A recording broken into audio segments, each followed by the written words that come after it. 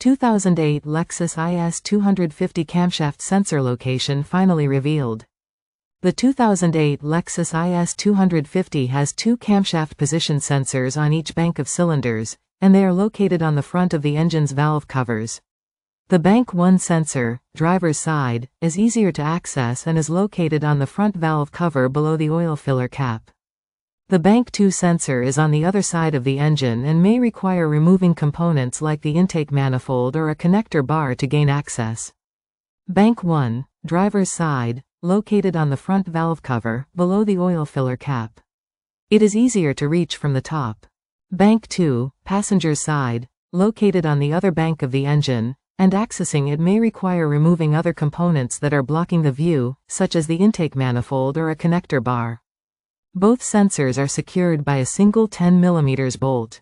They can often be accessed by removing the air filter housing for better visibility.